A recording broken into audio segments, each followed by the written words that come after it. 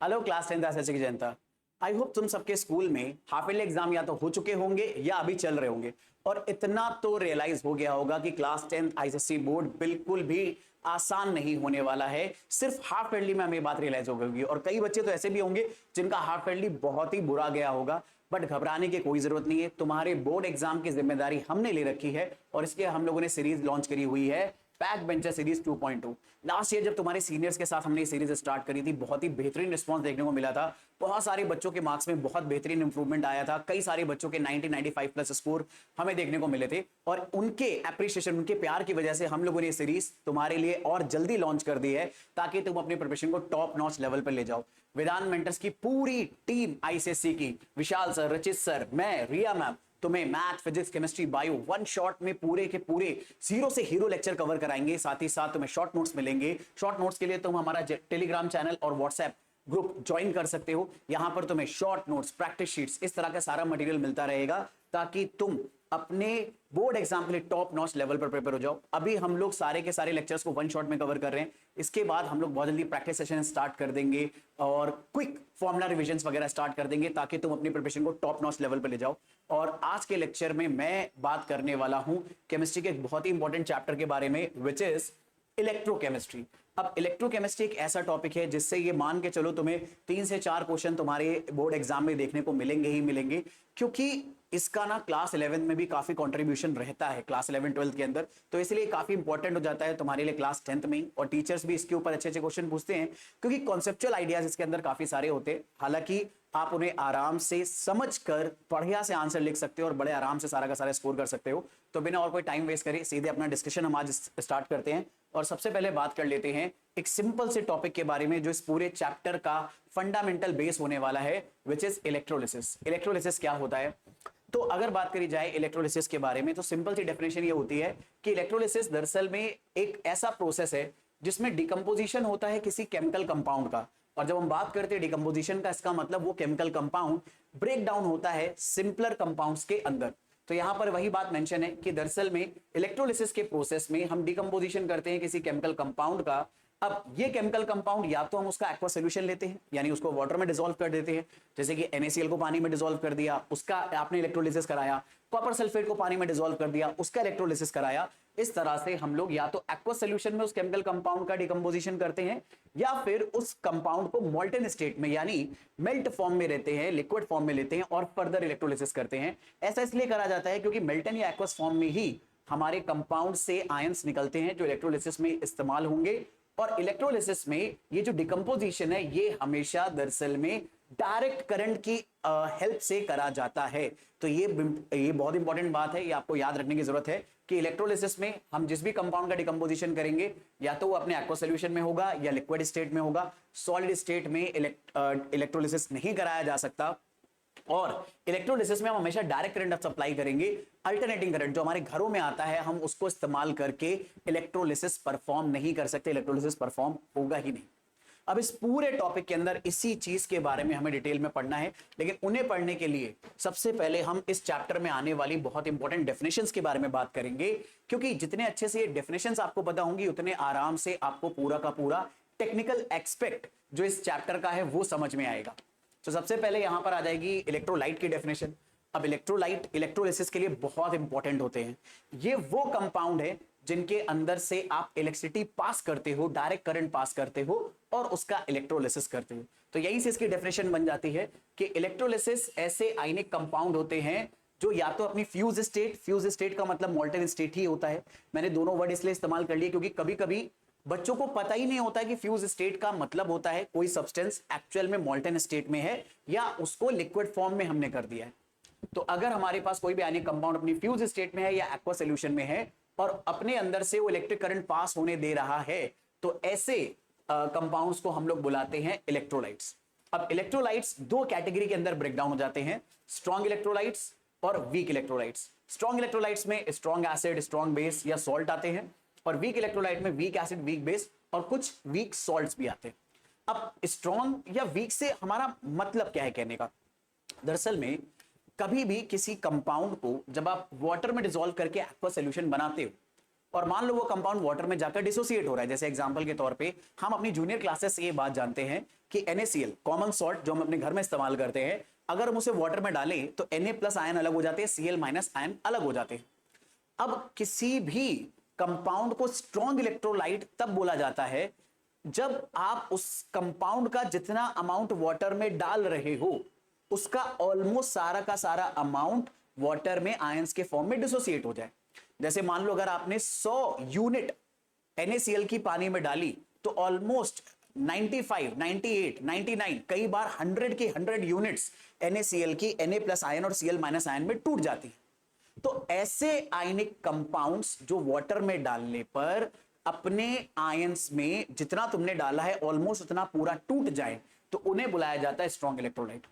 और इसी का उल्टा वीक इलेक्ट्रोलाइट्स क्या हो जाएंगे? ऐसे इलेक्ट्रोलाइट्स जिनको वाटर में डालने पर वो अपने पूरे आयंस में ब्रेकडाउन नहीं होते। जैसे इसका क्लासिकल एग्जांपल है बेरियम सल्फेट।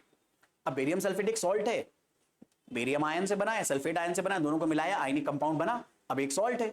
लेकिन बेरियम सल्फेट को जब आप पानी में डालते हो, मान लो आपने इसकी 100 यूनिट पानी में डाली तो हो सकता है कि 2, 4 या 5 यूनिट ही बेरियम आयन और सल्फेट आयन बनाए, बाकी बिल्कुल भी डिसोसिएट पानी के अंदर नहीं होंगी, बिल्कुल भी नहीं होंगी।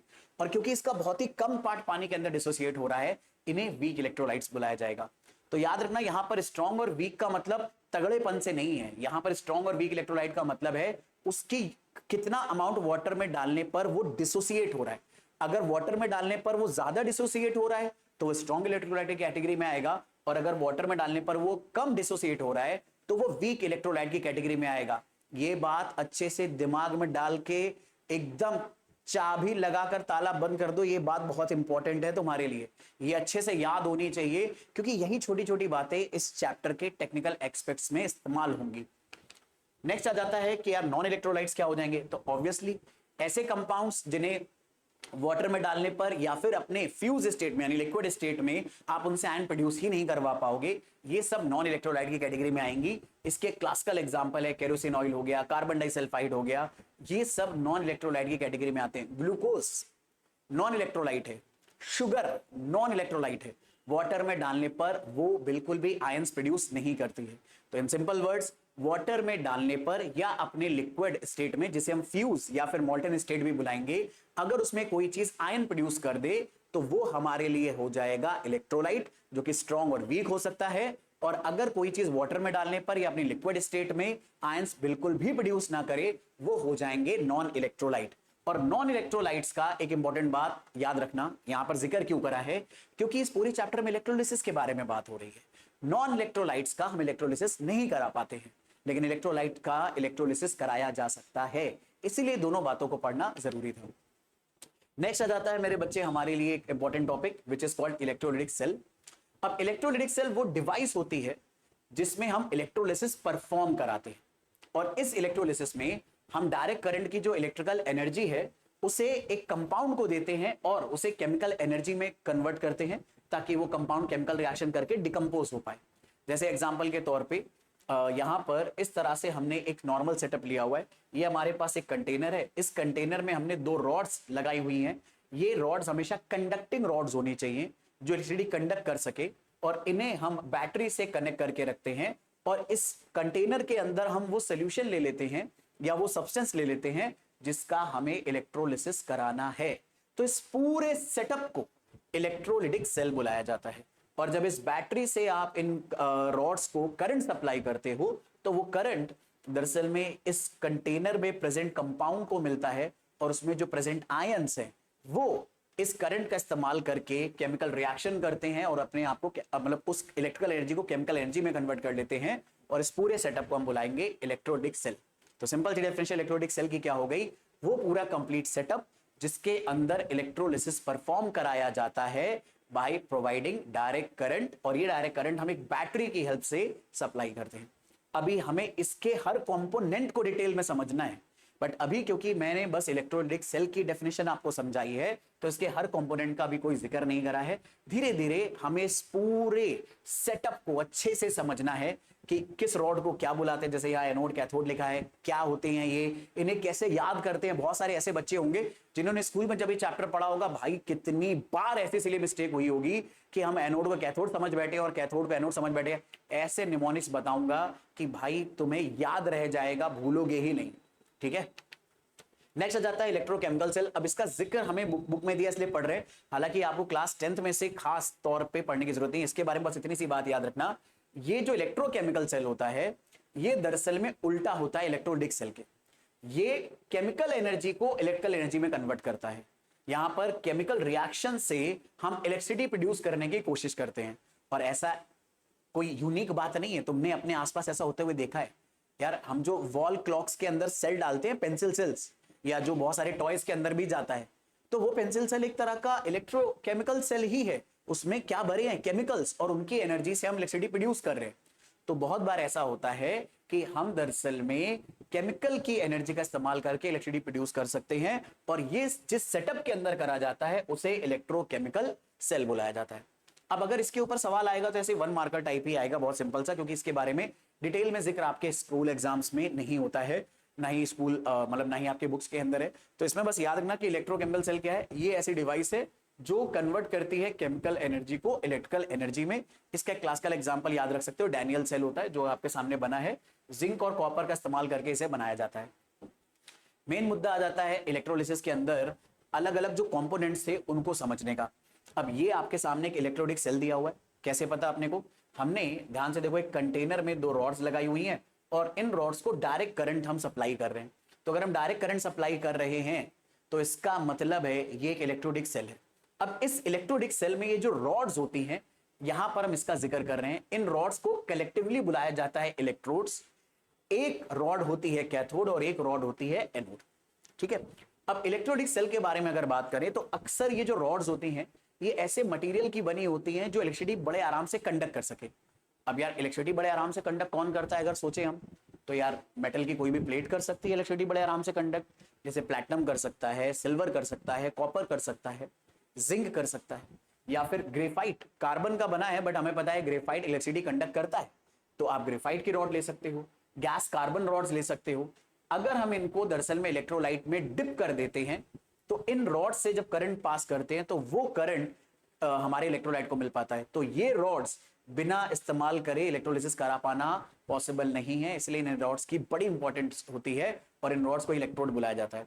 तो अगर कोई आपसे सिंपल सी डेफिनेशन पूछे इलेक्ट्रोड्स क्या होते हैं, तो आप बोलोगे इलेक्ट्रोलिटिक सेल के अंदर इस्तेमाल होने वाली वो कंडक्टिंग रॉड्स जो डायरेक्ट करंट को सप्लाई करती हैं इलेक्ट्रोलाइट सॉल्यूशन के अंदर या इलेक्ट्रोलाइट के अंदर, उन्हें बुलाया जाता है इलेक्ट्रोड्स।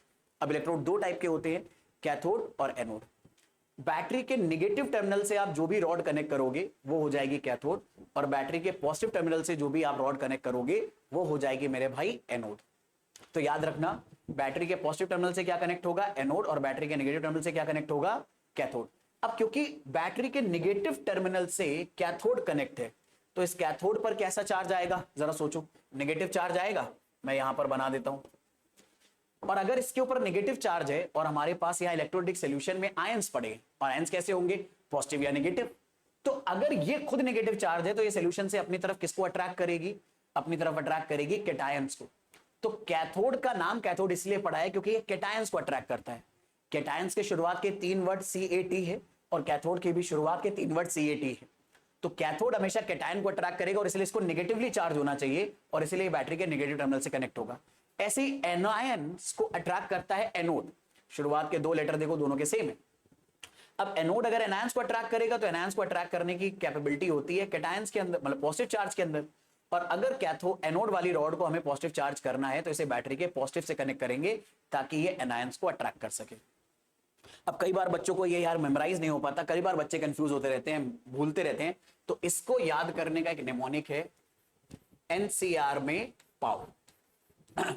ये क्या है एनसीआर में पाओ, एनसीआर में पाओ का मतलब है नेगेटिव होता है कैथोड और इस पर होगा रिडक्शन। अभी हम आगे जब रिएक्शंस पढ़ेंगे तो हमें पता चलेगा कैथोड पे होता है रिडक्शन, और पाओ का मतलब है पॉजिटिव होगा एनोड और उस पर होगा ऑक्सीडेशन। आई मेरे भाई मेरे बात समझ में, आई मेरे भाई मेरे बात समझ में। आ गई होगी।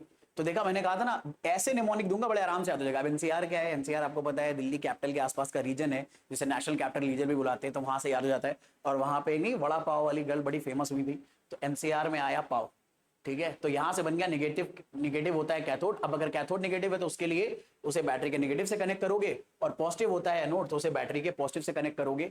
और याद रखना, अपोजिट चार्ज अट्रैक्ट करेंगे, तो क्योंकि एनोड पॉजिटिव चार्ज है तो ये सोल्यूशन से एनायन अट्रैक्ट करेगा, और कैथोड नेगेटिवली चार्ज है तो सोल्यूशन से कैटायन अट्रैक्ट करेगा। अब यही सब बातें यहां पर इनके बीच में डिफरेंस के फॉर्म में भी लिखी हुई है कि एनोड दरअसल में पॉजिटिव टर्मिनल होता है, बैटरी के पॉजिटिव टर्मिनल से कनेक्ट होता है और इसलिए खुद पॉजिटिवली चार्ज होता है। कैथोड बैटरी के नेगेटिव टर्मिनल से कनेक्ट होता है, इसलिए नेगेटिवली चार्ज होता है। क्योंकि ये पॉजिटिवली चार्ज है तो ये एनायंस को अपनी तरफ अट्रैक्ट करता है, और cathode positively charge negatively charge है तो ये कैटायंस को अपनी तरफ अट्रैक्ट करेगा। यहां पर ऑक्सीडेशन होता है एनोड पर, और कैथोड पर क्या होता है, रिडक्शन होता है। ये बात यहां पर तुम्हारे सामने लिख दी, और मैं अब बता रहा हूं, अगर तुम्हें निमोनिक याद रहा तो शायद ही ऐसा होगा कि तुम अपने एग्जाम में सिली मिस्टेक करके आओगे, बहुत कम चांस है इस बात का। बाकी थोड़े बहुत छोटे मोटे टर्म्स और समझ लेते हैं। जैसे यहाँ पर आयंस क्या होंगे, तो वो एटम या ग्रुप जिनके ऊपर कोई भी चार्ज होता है, चाहे पॉजिटिव हो या नेगेटिव हो, उसे आयन बुलाते हैं। आयन कितने टाइप के होते हैं, दो टाइप के होते हैं। कैटायंस जिनके ऊपर पॉजिटिव चार्ज होगा, जैसे एग्जांपल के तौर पे सोडियम कैटायन का फॉर्मूला होगा Na+, पोटेशियम कैटायन का फॉर्मूला होगा K+, अमोनियम कैटायन का फॉर्मूला होगा NH4+, बेरियम कैटायन का फॉर्मूला होगा Ba2+। इस तरह से अगर किसी भी एटम या ग्रुप ऑफ एटम के ऊपर पॉजिटिव चार्ज है तो ये सब कैटायंस बुलाए जाते हैं। एनायंस क्या होंगे, इनके ऊपर नेगेटिव चार्ज होगा, जैसे कि क्लोराइड आयन। याद रखना, क्लोरीन तो Cl होता है, बट अगर आइड लग जाए उसके आगे क्लोराइड तो वो Cl- हो जाएगा, ब्रोमाइड Br- हो जाएगा, आयोडाइड I- हो जाएगा, सल्फेट SO4 2- हो जाएगा, हाइड्रोक्साइड OH- हो जाएगा। इसका नाम याद रखना भाई, हाइड्रोक्साइड। ये बहुत काम का एनायन है इलेक्ट्रोलिसिस के लिए। ये सल्फेट हो गया। तो ऐसे हमारे पास बहुत सारे एनायंस होते हैं। तो एनायंस क्या होंगे, जिनके पास नेगेटिव चार्ज है, यानी उनके पास एक इलेक्ट्रॉन मतलब इलेक्ट्रॉन एक्स्ट्रा होंगे। कितने इलेक्ट्रॉन एक्स्ट्रा होंगे, जितना उसके पास नेगेटिव चार्ज है। सल्फेट के पास अगर 2 नेगेटिव चार्ज है, इसका मतलब इसके पास 2 इलेक्ट्रॉन एक्स्ट्रा हैं। हाइड्रोक्साइड के पास अगर 1 नेगेटिव चार्ज है, इसका मतलब इसके पास ओवरऑल 1 इलेक्ट्रॉन एक्स्ट्रा है, और प्रोटॉन के कंपैरिजन में। नेक्स्ट, अब यहां से इंपॉर्टेंट चीजें स्टार्ट हो जाती है, क्योंकि यहां से धीरे धीरे हम लोग ऐसे टेक्निकल चीजों को डिस्कस करेंगे जहां से चैप्टर को समझना हम स्टार्ट करेंगे। तो इस चैप्टर में इलेक्ट्रोलिसिस में हमने बात करी थी कि यार जो हमारा कैथोड है उस पर रिडक्शन होगा और एनोड पे ऑक्सीडेशन होगा। अब ये बात मैंने बोल तो दी, पर अगर बहुत सारे बच्चे चैप्टर पहली बार पढ़ रहे हैं तो उन्हें पता ही नहीं होगा ये कौन सी उड़ती चिड़िया आपने बता दी सर, रिडक्शन क्या होता है, ऑक्सीडेशन क्या होता है, कुछ बताओ। तो वही है, अब उसको डिस्कस कर लेते हैं कि यार हम दरअसल में ऑक्सीडेशन कैसे बोलेंगे। तो ऑक्सीडेशन दरअसल में एक ऐसा केमिकल प्रोसेस है जिसमें एडिशन ऑफ ऑक्सीजन या रिमूवल ऑफ हाइड्रोजन होता है, या फिर लॉस ऑफ इलेक्ट्रॉन होता है। सबसे इंपॉर्टेंट इलेक्ट्रोलिसिस के लिए जो बात है ऑक्सीडेशन में वो ये है कि ऑक्सीडेशन एक ऐसा प्रोसेस है जिसमें किसी भी चीज के अंदर से लॉस ऑफ इलेक्ट्रॉन हो रहा हो।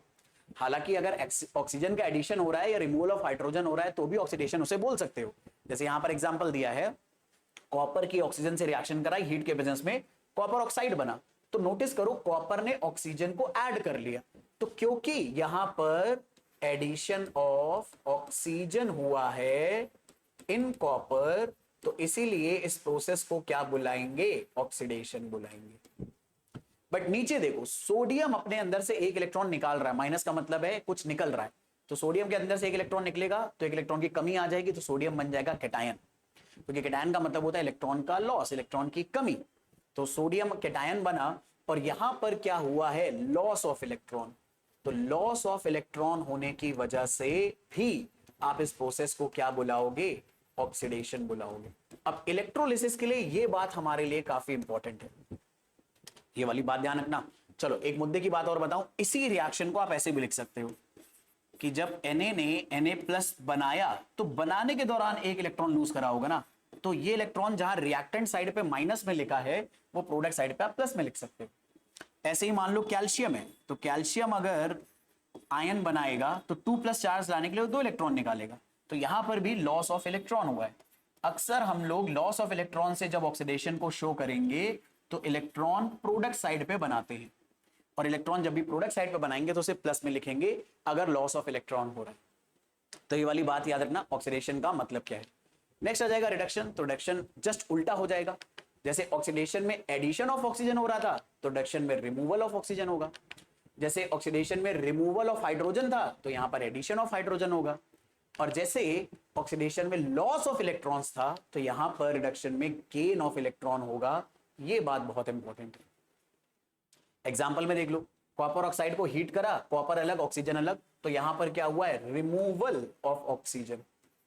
तो मेरे भाई अभी तो डिस्कस करिए ये बात कि रिमूवल ऑफ ऑक्सीजन को ही आप क्या बुलाओगे, रिडक्शन बुलाओगे।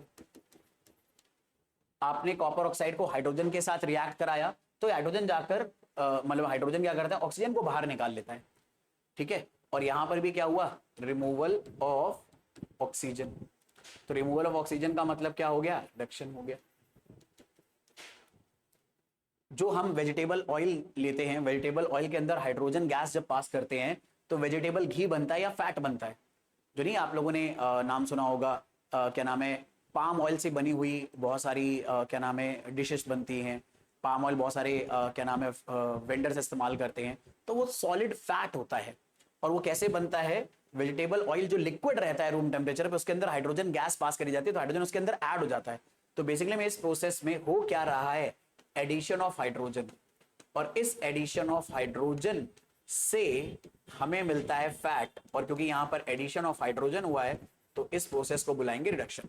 बट हमारे लिए जो इंपॉर्टेंट है वही है कि अगर क्लोरीन एक इलेक्ट्रॉन गेन करके क्लोराइड आयन बनाता है तो यहां एडिशन ऑफ इलेक्ट्रॉन हुआ है, या इसे बुला सकते हैं गेन ऑफ इलेक्ट्रॉन।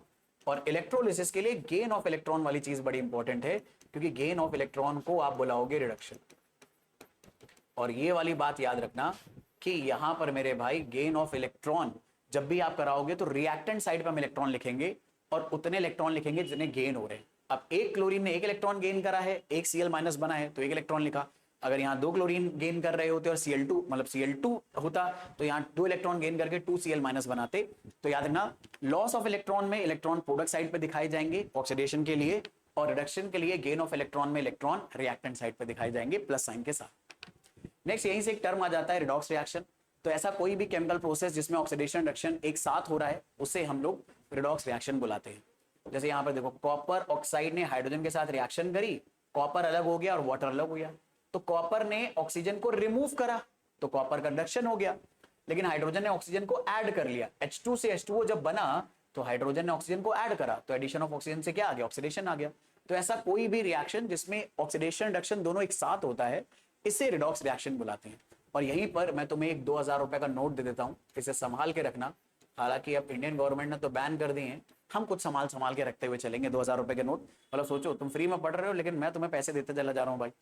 2000 रुपए का नोट ये है कि कभी भी अगर कोई एक फुल कंप्लीट रिएक्शन होती है और अगर उसमें ऑक्सीडेशन हो रहा है तो रिडक्शन भी पक्का होगा।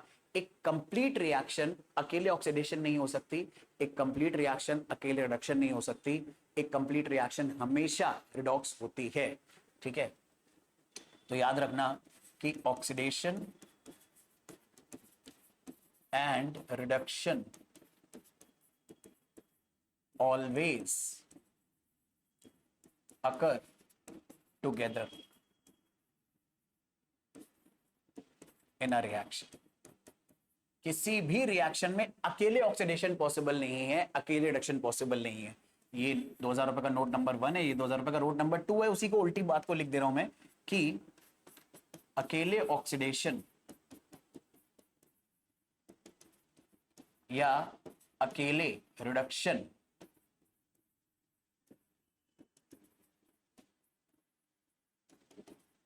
पॉसिबल नहीं है कंप्लीट रिएक्शन में। अगर आधी रिएक्शन आपने लिखी है, बस सिर्फ आपने आधा ऑक्सीडेशन लिख दिया, सिर्फ आपने आधा रिडक्शन लिख दिया, वो पॉसिबल है। बट अगर कंप्लीट रिएक्शन है तो कभी अकेले ऑक्सीडेशन या रिडक्शन आधा नहीं हो सकता, अकेले नहीं हो सकता, दोनों हमेशा एक साथ ही परफॉर्म होंगे।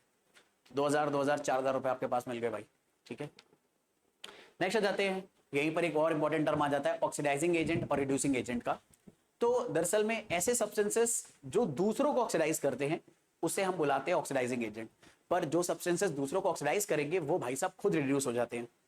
यानी इन शॉर्ट अगर आपको ऑक्सीडाइजिंग एजेंट पहचानना है तो आप कैसे पहचानोगे, तो जिन चीजों का रिडक्शन हो रहा है, वो रिएक्टेंट जिसका रिडक्शन हो रहा है उसे हम बुलाएंगे ऑक्सीडाइजिंग एजेंट, और वो रिएक्टेंट जिसका ऑक्सीडेशन हो रहा है उसे बुलाएंगे ऑक्सीडाइजिंग वो जिसका रिडक्शन हो रहा है उसे बुलाएंगे ऑक्सीडाइजिंग एजेंट, और जिसका, अरे एक मिनट रुको यार, मैंने क्या बोल दिया, देखो जैसे यहां पर एग्जांपल के तौर पे समझो, अमोनिया का ऑक्सीडेशन हो रहा है, तो अमोनिया का अगर ऑक्सीडेशन हो रहा है तो जिस चीज का ऑक्सीडेशन हो रहा है उसे बुलाएंगे रिड्यूसिंग एजेंट, और जिस चीज का रिडक्शन हो रहा है उसे बुलाएंगे ऑक्सीडाइजिंग एजेंट। अब जैसे जल्दी जल्दी में बोलते बोलते मैं खुद कंफ्यूज हो गया, तो कहीं एग्जाम में तुम कंफ्यूज ना हो जाओ, इसके लिए ऑक्सीडाइजिंग एजेंट और रिड्यूसिंग एजेंट को याद रखने का एक सिंपल सा आइडिया होता है। जैसे आप लोगों ने सुना होगा बहुत सारे एलआईसी एजेंट्स होते हैं, तो एलआईसी एजेंट्स मतलब खुद की एलआईसी करेंगे या दूसरों की, तो एलआईसी एजेंट्स दूसरे लोगों की एलआईसी करते हैं। तो अगर जिस तरह से एलआईसी एजेंट दूसरे लोगों की एलआईसी करते हैं, तो उसी तरह से जरा सोचो ऑक्सीडाइजिंग एजेंट क्या करेगा, वो दूसरों को ऑक्सीडाइज करेगा, और अगर वो दूसरों को ऑक्सीडाइज करेगा तो उसे खुद मेरे बच्चे रिड्यूस होना पड़ेगा। आ रही है बात समझ में? इस तरह से आप याद रख सकते हो, और यहीं से मेरे को पकड़ में आया, तो यहीं से अगर मैं भी कभी कंफ्यूज होता हूं तो ऐसे ही रिकॉल करता हूं कि ऑक्सीडाइजिंग एजेंट को दूसरों को ऑक्सीडाइज करना चाहिए, और अगर दूसरों को ऑक्सीडाइज करना चाहिए तो उसे खुद रिड्यूस होना पड़ेगा। तो ऑक्सीजन का अगर खुद रिडक्शन हो रहा है क्योंकि हाइड्रोजन अपने अंदर ऐड कर रहा है, नोटिस करो यहां पर ऑक्सीजन वाटर में जब बना तो इसने एडिशन ऑफ हाइड्रोजन करा, और एडिशन ऑफ हाइड्रोजन को अपन क्या बुलाते हैं, रिडक्शन।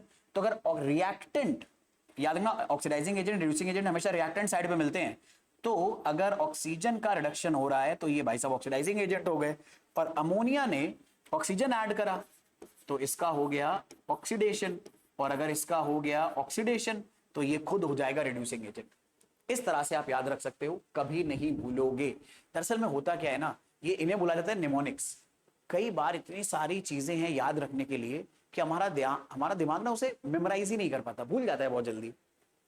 तो इस तरह के जितने फनी और अजीबोगरीब निमोनिक आप बनाते हो, स्टोरी के साथ आप बनाते हो, तो एक तरह का हैक होता है ये कि हमारा दिमाग फिर उसे ना as a story, as fun fact याद रख लेता है, और जब वो याद रख लेगा तो सिली मिस्टेक आपसे होने के चांस बहुत कम होंगे। सारा गेम देखो चीजों को यहां भरने का है। जितना ज्यादा चीजें आपके दिमाग में रहेंगी उतना ज्यादा आप अच्छे से चीजों को एग्जीक्यूट कर पाओगे। एक बहुत फेमस डॉक्टर स्ट्रेंज आपने जरूर देखी होगी, तो डॉक्टर स्ट्रेंज कैरेक्टर जिन्होंने प्ले करा है बेनेडिक्ट कम्बरबैच, उनकी एक और सीरीज है, क्या नाम है, अब लो सीरीज का नाम मैं भूल गया, इतनी इंपॉर्टेंट, शेरलॉक होम्स। तो शेरलॉक होम्स नाम शेरलॉक की सीरीज है, तो उस शेरलॉक की सीरीज में एक विलन आता है जो भाई क्या इसकी टक्कर का होता है, और उस विलन ने एक ऐसा कोट बोला है उस सीरीज के अंदर जो मेरे दिमाग में छप गया है कि मैंने कहा कितनी गहरी बात बोली है, और बस 3 वर्ड का इस्तेमाल करके उस बंदे ने बोला, नोइंग इज ओनिंग। अगर तुम चीजें जानते हो तो तुम चीजें ओन करते हो, और इसीलिए यार पढ़ाई में अगर नंबर तुम्हें ओन करने हैं तो तुम्हें चीजों को जानना पड़ेगा, और जानने का मतलब सिर्फ एक बार पढ़ लेने से नहीं होता, क्योंकि पढ़ी हुई चीज तो बहुत जल्दी दिमाग से स्किप कर जाती है। जानने का मतलब है, नो का मतलब है दिमाग में बैठी होनी चाहिए। जैसे ही वो तुम्हारे दिमाग में बैठेगी तुम चीजें बड़े आराम से जरूरत पड़ने पर उस इंफॉर्मेशन का इस्तेमाल कर पाओगे। ठीक है, तो इसीलिए सारी मेहनत दिमाग में बैठाने की करनी होती है। जब आपसे कई बार टीचर्स, आपके पेरेंट्स ये बोलते हैं कि भाई पढ़ पढ़ पढ़, अब तुम्हें लगता है यार मैं स्कूल भी हो आया, कोचिंग भी हो आया, होमवर्क भी कर लिया, अब क्या पढ़ूं। इंपॉर्टेंट बात है कि आपके दिमाग में वो चीज बैठी है या नहीं। अगर नहीं बैठी है तो तब तक आपको पढ़ना है जब तक वो आपके दिमाग में ना बैठ जाए। और लेट मी टेल यू, उसके लिए आपको ऐसा नहीं कि एकदम साधु महात्मा बन गए और तपस्या करने लगे कि बैठे दिमाग में। अगर आप डिलीजेंटली आराम से चीजों पर फोकस करके पढ़ रहे हो तो 1 अटेम्प्ट, 2 अटेम्प्ट, 3 अटेम्प्ट में अगर कोई भी चीज डिफिकल्ट आपको लग रही है तो आपके दिमाग में बैठ जाएगी, उससे ज्यादा टाइम नहीं लेगा। मैं कभी ये नहीं कहता, मैं खुद मानता हूं कि यार पढ़ने का सबसे बेस्ट मेथड होता है लेजी मेथड। आपको दिन भर चीजों को चाटने की जरूरत नहीं है। जो इधर मैं देखता रहता हूं कि एकदम लोगों ने हल्ला काट रखा है, how to study 16 hours, how to study 28 4 hours, मतलब अर्थ पे 24 ही घंटे होते हैं, इनका बस चले तो 32 घंटे पढ़वा दे बच्चों को ये लोग। भाई नहीं, ऐसा नहीं होता है। अगर आप डिलीजेंटली स्टडी करोगे क्लास 10th के लिए तो आप बहुत ही आराम से सारी चीजें कर पाओगे। मतलब आपको डेली बस 2 से 3 आवर, 3 आवर मैक्स आपको सेल्फ स्टडी करने की जरूरत होती है अलग अलग सब्जेक्ट्स पे। 3 आवर भी अगर करते हो आप तो इतना ज्यादा टाइम होता है वो कि आप पूरे के पूरे सिलेबस को बहुत स्मूथली अपने दिमाग में बैठा सकते हो। बस कंसिस्टेंटली करते रहने की जरूरत है आपको। नेक्स्ट बात कर लेते हैं डिसोसिएशन और आयनाइजेशन के बारे में। अब सुनने में नाम ना एक जैसे लगते हैं बट होते नहीं है। डिसोसिएशन वर्ड हम इस्तेमाल करते हैं आयनिक कंपाउंड्स के लिए जब आप आयनिक कंपाउंड्स को पानी में डालते हो या जब आप उन्हें मेल्ट करते हो तो वो अपने आयंस में ब्रेक डाउन हो जाते हैं। आयंस में डिसोसिएट होने की वजह से उन्हें बुलाया जाता है डिसोसिएशन। बट कई बार हमारे पास ऐसे कोवेलेंट कंपाउंड होते हैं जैसे HCl है। अब ये HCl खुद आयन से मिलकर नहीं बना है, इसमें तो हाइड्रोजन और क्लोरीन ने आपस में इलेक्ट्रॉन शेयर करे हैं, ये हम लोगों ने पढ़ा है केमिकल बॉन्डिंग चैप्टर के अंदर। तो यहां पर कोई आयन प्रेजेंट नहीं है, लेकिन जब हम वाटर में डालते हैं तो H+ अलग हो जाता है, Cl- अलग हो जाता है। तो नोटिस करना है HCl में आयन थे नहीं, बट वाटर में डालने पर कुछ ऐसा हुआ कि H+ अलग हुआ, Cl- अलग हुआ, तो ये आयंस में कन्वर्ट हो गए। तो ऐसे सब्सटेंसेस जो वाटर में डालने पर आयंस बना देते हैं बट खुद कोवेलेंट होते हैं, इस प्रोसेस को बुलाते हैं आयनाइजेशन। और डिसोसिएशन में पहले ही हमारे पास आयनिक कंपाउंड होता है, बस पानी में वो अपने आयंस में डिसोसिएट हो जाता है। यही मेजर डिफरेंस है डिसोसिएशन और आयनाइजेशन के बीच में, जो यहां पर आपके सामने मेंशन भी है। अब इसे पढ़कर मैं आपको पकाऊंगा नहीं, क्योंकि बड़ी सिंपल सी बात है ये। इसे अगर आप याद रख लगे हो तो आप इनके डिफरेंसेस भी खुद अपने आप बना सकते हो विद एग्जांपल। अब सबसे इंपॉर्टेंट जाते हैं यार, इलेक्ट्रोलिसिस जब हम कराते हैं तो इलेक्ट्रोलिसिस में हमें किन किन बातों का ध्यान रखना है ताकि हम चीजों को आगे कवर कर पाए। तो इलेक्ट्रोलिसिस में सबसे पहली बात आपको याद रखनी है कि जब भी हम इलेक्ट्रिसिटी पास करेंगे इलेक्ट्रोलिटिक सॉल्यूशन के अंदर, तो पॉजिटिव आयंस जिन्हें हम कैटायंस बोलेंगे ये हमेशा कैथोड पे जाएंगे और नेगेटिव आयंस हमेशा एनोड पर जाएंगे। ये बात मैंने आपको बता दी। जैसे देख सकते हो नेगेटिव टर्मिनल से हमने कैथोड को कनेक्ट करा है, जो नेगेटिवली चार्ज होगा तो कैटायंस इसकी तरफ आएंगे और एनायंस एनोड की तरफ जाएंगे। ये बात आपको याद रखनी है, अब तक याद हो भी गई होगी। दूसरा, नंबर ऑफ इलेक्ट्रॉन्स एनोड पर जितने गेन होंगे उतने ही कैथोड पर लूज भी होंगे। भाई हमें पता है यार कैथोड पर अपन क्या करा रहे हैं, रिडक्शन करा रहे हैं, ठीक है। कि एक minute, number of electrons gained by the anode, एक मिनट गेन नहीं होगा यार, यहां पर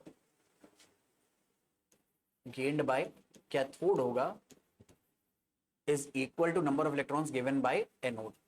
ये करेक्ट कर लेना, क्योंकि एनोड पर ऑक्सीडेशन हो रहा है ना, तो एनोड से इलेक्ट्रॉन निकलेंगे और वो कैथोड पर इस्तेमाल होंगे, ठीक है। Only hydrogen gas and metals are liberated at cathode. ये वाली बात याद रखना, सिर्फ हाइड्रोजन गैस और मेटल ही कैथोड पे जा सकते हैं। क्यों? क्योंकि मेटल्स के आयंस ही कैटायंस होते हैं और कुछ केसेस में हाइड्रोजन क्या बनाता है, H+ बनाता है।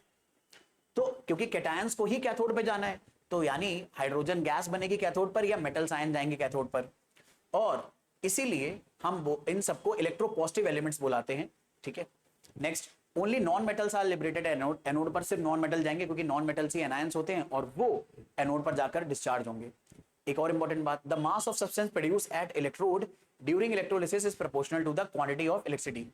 तुम जितना ज्यादा करंट सप्लाई करोगे इस इलेक्ट्रोलिटिक सेल के अंदर, उतना ज्यादा एनोड और कैथोड पर हमारे इलेक्ट्रोलिसिस के बाद सब्सटेंस का अमाउंट डिपॉजिट होगा। बड़ी सिंपल सी बात है भाई, जितना ज्यादा चार्ज सप्लाई करोगे उतनी देर तक करंट इनको मिलता रहेगा और करंट की वजह से ये डिस्चार्ज होते रहेंगे।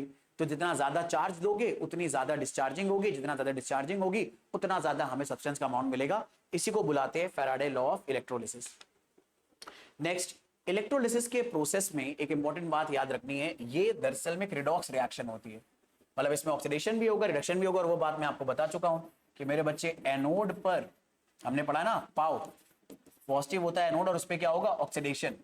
तो एनोड पर होगा हमेशा ऑक्सीडेशन, और ऑक्सीडेशन का मतलब क्या, लॉस ऑफ इलेक्ट्रॉन।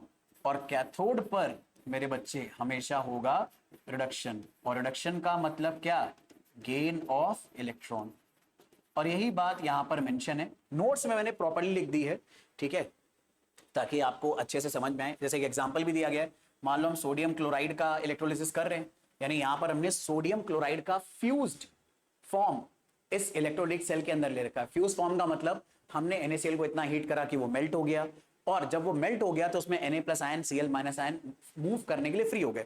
फिर जैसे हमने बैटरी से इसको कनेक्ट करा तो निगेटिव टर्मिनल कैथोड होने की वजह से उसने कैटायन सोडियम अपनी तरफ बुलाए, और जब उन्होंने कैथोड पर सोडियम आयन बुलाए तो यहां पे नेगेटिव चार्ज का मतलब है यहां पर एक्स्ट्रा इलेक्ट्रॉन भरे हुए हैं।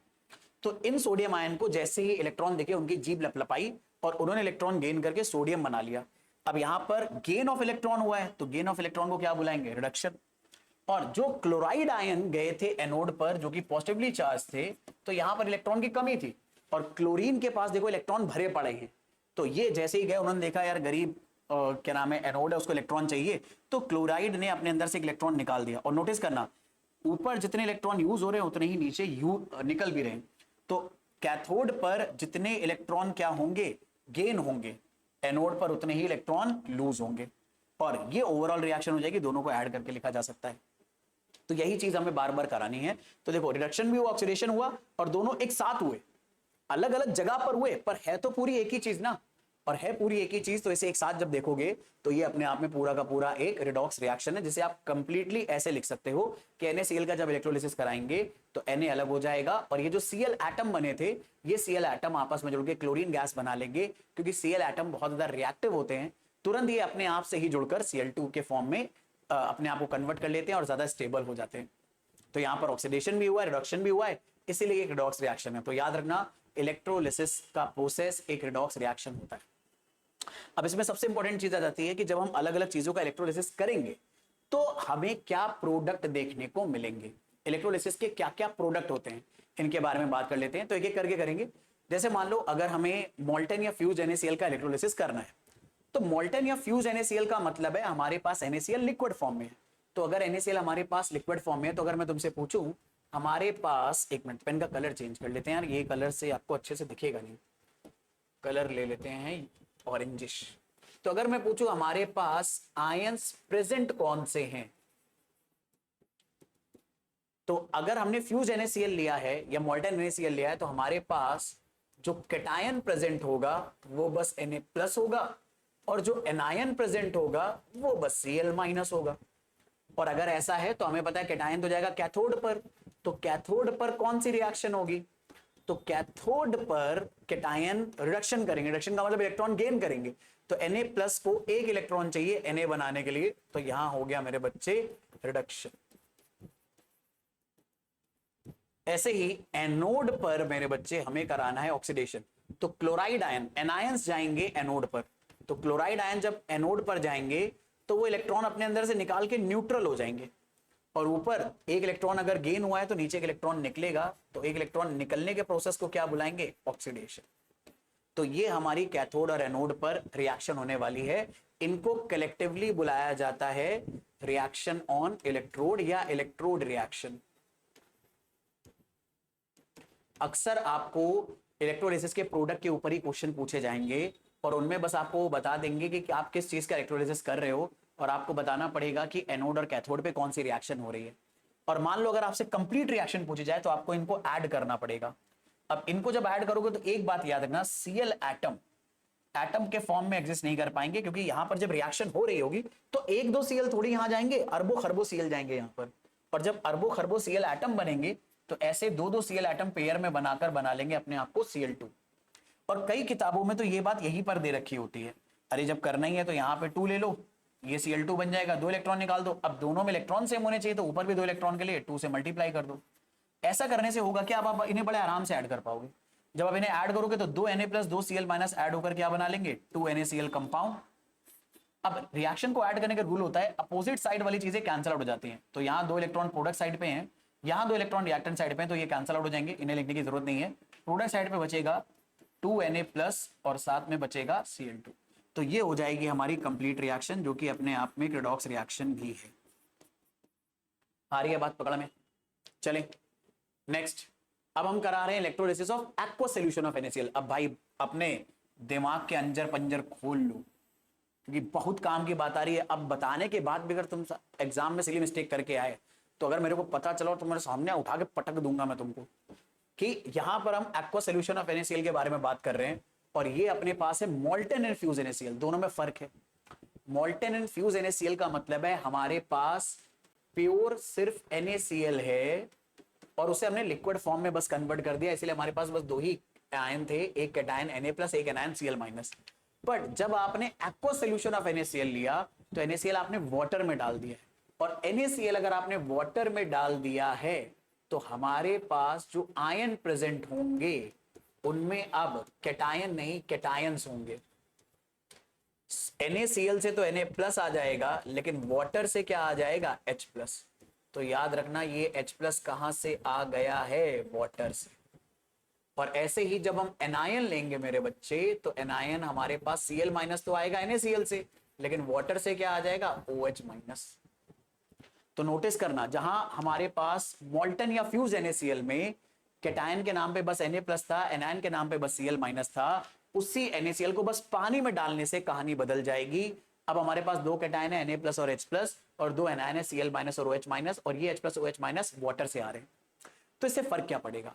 इससे फर्क इस बात पे पड़ेगा कि अब झगड़ा होने लगेगा दो कैटायंस और दो एनायंस के बीच में कि कौन पहले जाएगा करस्पॉन्डिंग कैथोड और एनोड पे। भाई कैटायंस को कैथोड पे जाना है डिस्चार्ज होने के लिए, और एनायंस को एनोड पे जाना है डिस्चार्ज होने के लिए।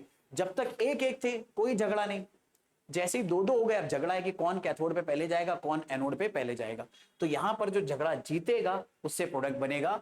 And let me tell you, यहां पे कैटायन में झगड़ा जीत जाता है H+। क्यों जीतता है कैसे पता, अभी इसके बारे में जिक्र करेंगे, बट अभी के लिए फिलहाल मेरी बात को मान लो। H+ यहां पे झगड़ा जीत जाता है और H+ इलेक्ट्रॉन गेन करके हाइड्रोजन एटम बनाता है, बट हाइड्रोजन एटम एग्जिस्ट नहीं कर पाएंगे, वो तुरंत कन्वर्ट होना चाहेंगे हाइड्रोजन गैस में। तो H2 बनाने के लिए यहां 2H+ होना चाहिए, और बैलेंस करने के लिए इसे 2 इलेक्ट्रॉन गेन करने पड़ेंगे। और एनोड पर मेरे बच्चे जीत जाता है Cl-। दोनों के बीच में लड़ाई है कि कौन पहले एनोड पे जाएगा, Cl- जीत जाता है लड़ाई। Cl- एक इलेक्ट्रॉन, अरे मेरे भाई, गेन नहीं करेगा, लूज करेगा और Cl एटम बनाएगा। लेकिन Cl एटम हमें पता है बन नहीं पाते, तो Cl2 बनाने के लिए 2 Cl- लगेंगे, और 2 Cl- अपने अंदर से निकालेंगे 2 इलेक्ट्रॉन। यहां पर ध्यान रखना 2 नेगेटिव चार्ज था, इसलिए 2 इलेक्ट्रॉन निकले। तो कैथोड पर ये रिएक्शन हुई, एनोड पर ये रिएक्शन हुई, यानी कैथोड पे हाइड्रोजन गैस लिबरेट होगी और एनोड पर क्लोरीन गैस लिबरेट होगी। और chlorine gas yellowish greenish gas होती है, इसलिए देखो यहां पर आपको येलोइश ग्रीनिश कलर की बबल दिख रहे हैं। सोल्यूशन में क्या पड़ा रहेगा हमारे पास, Na+ और OH-, यानी हमारे पास सोल्यूशन में क्या मिल जाएगा, NaOH। तो एक तरह से NaCl से NaOH बनाने का मेथड भी है, ठीक है। अगर आपने सारा हाइड्रोजन सारा Cl निकाल दिया तो सोल्यूशन में NaOH पड़ा रहेगा, तो NaOH बनाने का मेथड भी है ये हमारे पास, ठीक है। बल्कि हम लोग मतलब जब भी NaOH बनाते हैं, सोडियम हाइड्रोक्साइड बनाते हैं, जिसे हम कास्टिक सोडा भी बुलाते हैं, तो हम लोग ऐसे ही बनाते हैं। NaCl का सोल्यूशन कहां मिलता है हमें, समंदर में बहुत सारा भरा पड़ा है भाई, और उस पानी को हम लोग फिल्टर करके थोड़ा सा क्या नाम है उसका बस इलेक्ट्रोलिसिस कर देते हैं, तो जितना भी क्लोराइड है वो Cl2 के फॉर्म में बाहर निकल जाता है, सोल्यूशन में बच जाता है NaOH अपने पास। बाकी कंप्लीट रिएक्शन के लिए इन दोनों को ऐड कर देना, तो 2 इलेक्ट्रॉन से 2 इलेक्ट्रॉन कैंसिल, H+ और Cl- H2 और Cl2 बना लेंगे। अब लाजमी सवाल यह है कि हमें सर कैसे पता चलेगा। चलो मान लो ये तो हम सोच लेंगे कि अगर हम किसी भी सॉल्ट को पानी में डालेंगे तो सॉल्ट वाले आयन तो लिखने ही है कैटायन और एनायन की जगह पर, बट पानी से आने वाले H+ और OH- भी लिखने हैं। पहली बात तो ये याद रखो। क्या बात बोली, सुनो, कान खोलो, दिमाग खोलो, क्या बात बोल रहा हूं। अगर कोई भी सॉल्ट का एक्वा सोल्यूशन ले रहे हो आप, तो एक्वा सोल्यूशन में सॉल्ट का कैटायन सॉल्ट का एनायन तो बनेगा ही, बट साथ में पानी से आने वाला H+ और OH- भी प्रेजेंट रहेगा। तो हमारे पास मोर देन 1 कैटायन होंगे, मोर देन 1 एनायन होंगे जब भी हमने सॉल्ट को पानी में डाल रखा है। बट सॉल्ट अगर मोल्टन या फ्यूज स्टेट में है तो सिर्फ सॉल्ट का ही कैटायन सॉल्ट का एनायन होगा, और H+ OH- नहीं आ सकता, क्योंकि वाटर है ही नहीं भाई, ठीक है। अब इस सिचुएशन में हम कैसे समझेंगे कौन सा कैटायन कैथोड पे जाएगा, कौन सा एनायन एनोड पे जाएगा। उसके लिए हमारे पास एक टेबल होती है, ये इस टेबल को दरअसल में बहुत सारे मतलब प्रोसेस कर करके चेक करके देखा गया कि भैया कौन सी चीज अगर अलग अलग कंपैरिजन में कराओगे तो कौन पहले जाकर क्या नाम है कैथोड पर जाकर कैटायन डिस्चार्ज होगा और कौन एनायन एनोड पर डिस्चार्ज होगा। तो इस टेबल में जो मेटल्स आयन नीचे की तरफ लिखे, तो जो जितना नीचे की तरफ है उसके कैथोड पे जाकर डिस्चार्ज होने की टेंडेंसी ज्यादा है। और यही बात लिखी है कि Ag+ के डिस्चार्ज होने की टेंडेंसी सबसे ज्यादा है और K+ के डिस्चार्ज होने की टेंडेंसी सबसे कम है। यानी जो आयन नीचे की तरफ होगा वो कैथोड पे जाकर जल्दी डिस्चार्ज होगा। ऐसे ही यहां पर जो एनायन नीचे की तरफ होगा वो उतना इजीली डिस्चार्ज होगा, और जो एनायन ऊपर की तरफ होगा वो उतना डिफिकल्ट से डिस्चार्ज होगा। तो इसीलिए हम लोगों ने जब Na+ और H+ में कंपैरिजन करा तो H+ को डिस्चार्ज कर दिया, क्योंकि जो आयन नीचे की तरफ होगा इस सीरीज में उसके डिस्चार्ज होने के चांसेस ज्यादा हैं। और ऐसे ही एनायन में जो एनायन नीचे की तरफ होगा उसके डिस्चार्ज होने के चांस ज्यादा हैं। ये क्या सर, ये तो उल्टा हो गया, हाइड्रोक्साइड तो नीचे है और क्लोराइड तो ऊपर है, तो हाइड्रोक्साइड के चांस ज्यादा थे डिस्चार्ज होने के, और आपने क्लोराइड को कर दिया। ये तो बहुत नाइंसाफी है, जबकि टेबल तो ये बोल रही है कि हाइड्रोक्साइड को डिस्चार्ज होना चाहिए।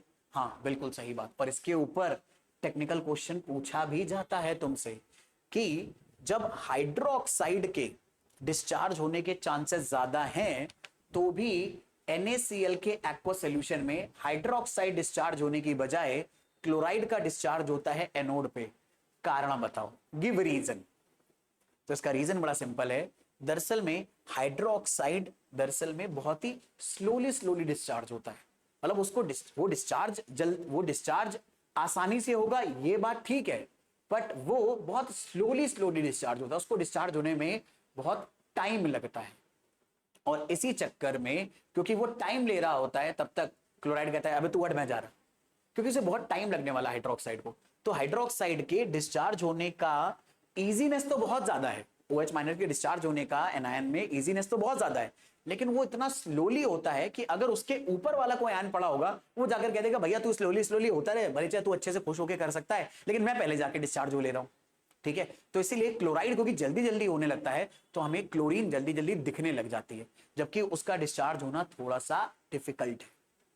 तो इसीलिए अगर कोई रीजन पूछता है कि हाइड्रोक्साइड के डिस्चार्ज होने के चांस ज्यादा हैं, बट फिर भी क्लोराइड पहले डिस्चार्ज हो जाता है NaCl में, ऐसा क्यों? तो इसके पीछे बस रीजन बताना कि हाइड्रोक्साइड के भले चाहे चांस ज्यादा होते हैं या इजीनेस ज्यादा होती है डिस्चार्ज होने की, बट वो बहुत स्लोली होता है, लेकिन क्लोराइड उससे फास्ट होता है, इसलिए हमें क्लोरीन पहले बनते हुए दिख जाता है और हाइड्रोक्साइड का डिस्चार्ज होते हुए दिखता नहीं है।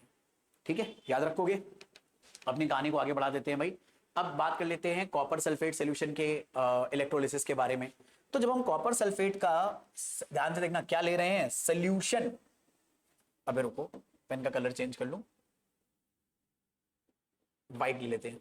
कॉपर सल्फेट का सॉल्यूशन बोल दिया तो मतलब एक्वा सॉल्यूशन है, और अगर एक्वा सॉल्यूशन है तो हमारे पास कैटायन कौन कौन से आ जाएंगे?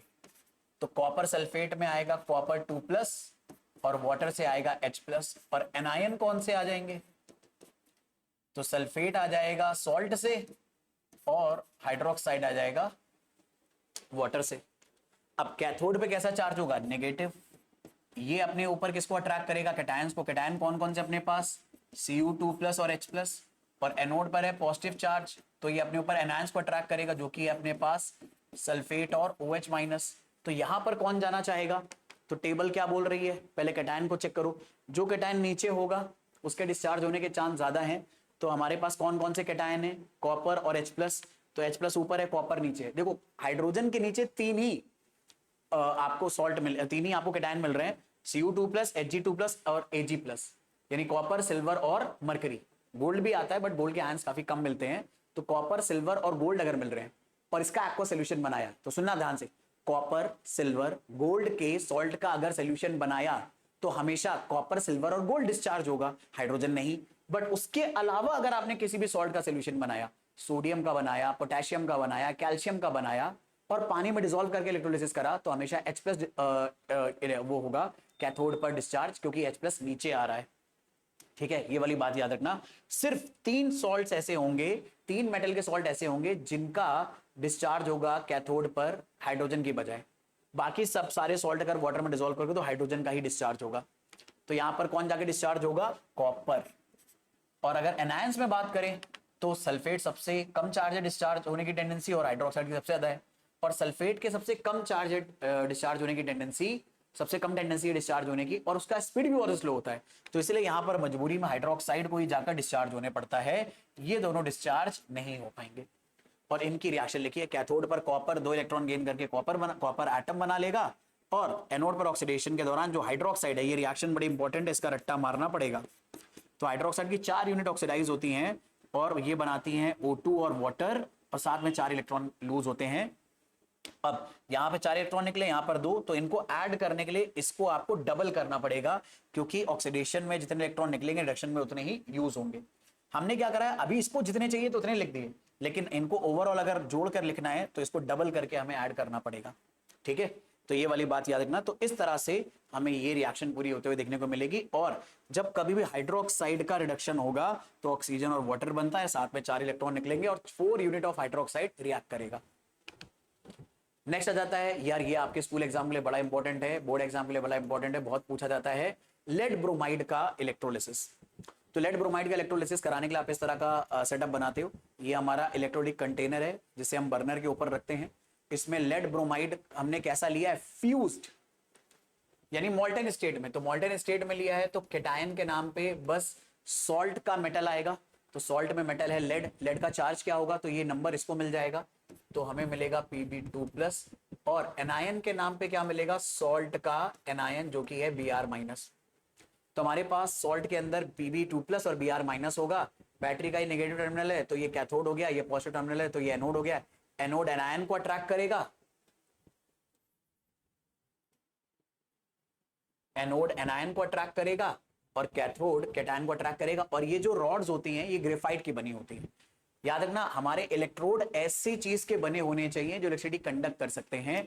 और कॉपर मतलब ग्रेफाइट एक बहुत ही अच्छा ऐसा एलिमेंट है कार्बन का जो कि इलेक्ट्रिसिटी कंडक्ट कर सकता है, इसलिए हम लोग अक्सर ग्रेफाइट को इस्तेमाल करते हैं एज इलेक्ट्रोड। तो यहाँ पर रिएक्शन क्या होगी, तो कैथोड पर जाएगा कैटायन जो कि है Pb2+, ये 2 इलेक्ट्रॉन गेन करके लेड बना लेगा और लेड डिपॉजिट होने लगेगा इसके ऊपर, धीरे धीरे लेड डिपॉजिट होने लगेगा। तो लेड की एक लेयर इसके ऊपर इकट्ठा हो जाएगी जिसे हम बाद में खुरच के निकाल लेंगे। बाकी एनोड पर ब्रोमाइड आयन है, ब्रोमाइड आयन ऑक्सीडाइज जो कि ब्रोमीन बनाएंगे। और ब्रोमीन एक तरह की रेडिश ब्राउन कलर की गैस होती है। तो ये कई बार पूछा जाता है या कई बार हिंट दिया जाता है कि यहां पर एनोड पे किस कलर की गैस निकली है, तो याद रखना रेडिश ब्राउन कलर की गैस निकलेगी। क्लोरीन जब निकली थी तो कैसी गैस थी, ग्रीनिश येलो गैस थी। ब्रोमीन कैसी गैस है, रेडिश ब्राउन कलर की गैस है। इसकी इंटेंसिटी जितनी ज्यादा होगी रेडनेस या ब्राउननेस उतनी ही बढ़ती चली जाएगी, ठीक है। और याद रखना लेड डिपॉजिट होगा तो वो प्रेसिपिटेट हुआ है और ब्रोमीन गैस के फॉर्म में इवॉल्व हो जाएगा। नेक्स्ट आ जाएगा अगर हम लोग एसिडिफाइड वाटर का इलेक्ट्रोलिसिस करें और इलेक्ट्रोड्स ले लेंगे हम प्लैटिनम के, तो एसिडिफाइड वाटर में हम लोग अक्सर एसिड डालते हैं H2SO4, हम HCl का इस्तेमाल नहीं कर सकते क्योंकि HCl में जो क्लोरीन है हमने पढ़ा था अभी कि वो हाइड्रोक्साइड के कंपैरिजन में जल्दी ऑक्सीडाइज हो सकता है। तो इसलिए हम HCl एसिड इस्तेमाल कभी नहीं करेंगे, हमेशा इस्तेमाल करेंगे H2SO4। तो हम लोगों ने पानी लिया, पानी में थोड़ा सा एसिड डाला, एसिड में क्या डाल दिया H2SO4। तो पानी से कौन से आयन बनेंगे H+ और OH-, और H2SO4 से कौन से आयन बनेंगे H+ और सल्फेट। तो हमारे पास सोल्यूशन में कौन कौन से आयन प्रेजेंट है, पानी और H2SO4 दोनों से आएगा H+, और पानी और क्या नाम है एसिड से आएगा सल्फेट और हाइड्रोक्साइड एनायन। तो अब कैटायन जाएंगे कैथोड पर तो H+ जाएगा कैथोड पर और हाइड्रोजन गैस बनेगी, और एनायन जाएगा एनोड पर। अब 2 एनायन है, कौन जाना चाहेगा, तो हाइड्रोक्साइड जाना चाहेगा क्योंकि सल्फेट की टेंडेंसी बहुत कम होती है। तो वाटर और ऑक्सीजन बनेगा और ऑक्सीजन बन जाएगा कहां पर, हमारा एनोड पर। इस तरह के सेटअप में पूरा रिएक्शन कराया जाता है। और एक बात याद रखना, जब भी हम एसिडिफाइड वाटर का इलेक्ट्रोलिसिस कराते हैं तो जब कंप्लीट रिएक्शन होती है, ठीक है, तो एक तरह से ऐसे भी देख सकते हो कि यार मतलब जो हमारा जब कंप्लीट रिएक्शन होती है वो कुछ ऐसी होती है। Let me right it down for you, यहां पर जगह नहीं है। कंप्लीट रिएक्शन देखो कैसी होगी। जो हमने वाटर लिया है इसमें जब हम इलेक्ट्रोलिसिस कराते हैं, थोड़ा सा एसिड डाल के, आप H+ लिख सकते हो या आप H2SO4 लिख सकते हो। अच्छा, थोड़ा सा ही एसिड डालते हैं, थोड़ा सा एसिड इसलिए डालते हैं क्योंकि वाटर खुद इटसेल्फ ना बहुत पुअर इलेक्ट्रोलाइट है, वीक इलेक्ट्रोलाइट है। तो वो जो वीक इलेक्ट्रोलाइट होते हैं वो इलेक्ट्रिसिटी आराम से कंडक्ट नहीं करते, तो उसकी कंडक्टिविटी को बढ़ाने के लिए हम उसमें थोड़ा सा एसिड डाल देते हैं क्योंकि एसिड ज्यादा आयंस प्रेजेंट करेगा, प्रोड्यूस करेगा। तो इसलिए बस इसका काम आयंस बढ़ाना होता है। बाकी आप जैसे ही वाटर डालोगे तो हाइड्रोजन गैस अलग हो जाएगी और ऑक्सीजन गैस अलग हो जाएगी। बैलेंस करने के लिए आपको डबल हाइड्रोजन लेनी पड़ेगी, ये भी गैस बनेगी, ये भी गैस बनेगी। हाइड्रोजन गैस देखो कहां पर बन रही है, कैथोड पर, और ऑक्सीजन गैस कहां बन रही है, देखो एनोड पर। तो नोटिस करो ऑक्सीजन गैस के कंपैरिजन में हाइड्रोजन डबल बन रहा है। तो गेल-लुसाक्स लॉ में पढ़ा था कि अगर कोई भी गैस फॉर्म की रिएक्शन हुई है तो कोई भी प्रोडक्ट अगर गैस वगैरह में बन रहे हैं तो अपने वॉल्यूम रेशियो में बनते हैं।